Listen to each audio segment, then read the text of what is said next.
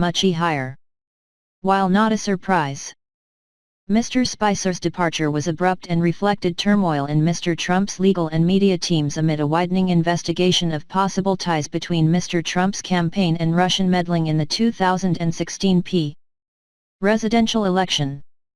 Sarah Sanders was named as the new press secretary by her new boss, Anthony Scaramucci, at a White House briefing with reporters.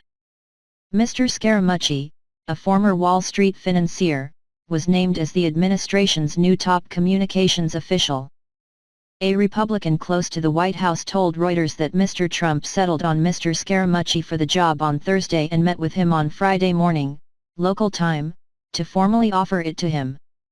After news of Mr. Scaramucci's hiring leaked, the official said, Mr. Spicer met with Mr. Trump in the Oval Office and basically gave an ultimatum that it was him or me. When Mr. Trump would not budge, Mr. Spicer resigned, just over 6 months into his role, the official said.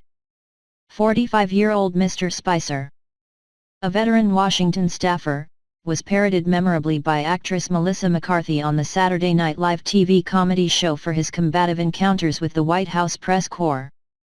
Mr. Trump said in a statement read by Ms. Sanders that he was grateful for Mr. Spicer's work on behalf of my administration and the American people. I wish him continued success as he moves on to pursue new opportunities. Just look at his great television ratings, he said. Speaking after Ms. Sanders, Mr. Scaramucci told reporters, I love the president. It's an honor to be here. Asked how he was going to right the White House ship, Mr. Scaramucci said there was nothing to fix. The ship is going in the right direction. I like the team. Let me rephrase that. I love the team, he said. Mr. Scaramucci said he had worked to make sure he had no conflicts of interest stemming from his wide-ranging business activities. He was formerly a hedge fund manager and Goldman Sachs banker. A person with knowledge of the decision said Mr. Trump had been impressed by Mr. Scaramucci's defense of the White House on television and his handling of a recent incident with CNN. The cable channel retracted a story about Mr. Scaramucci and fired 3 journalists.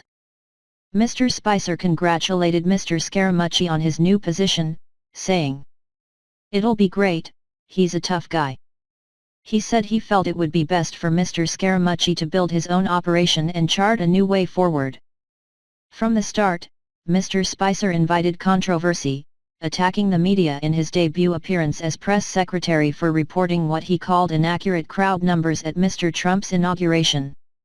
This was the largest audience to ever witness an inauguration, period, both in person and around the globe, he said, an assertion that quickly drew scorn. Before being tapped by Mr. Trump for the job of press secretary, Mr. Spicer was spokesman for the Republican National Committee. He also had previously worked in the administration of former President George W. Bush, a time when he dressed up in an Easter bunny costume for the annual White House Easter egg roll. Mr. Spicer and other Trump aides shook up White House dealings with the media, including cutting back daily televised news briefings and replacing them with audio briefings only.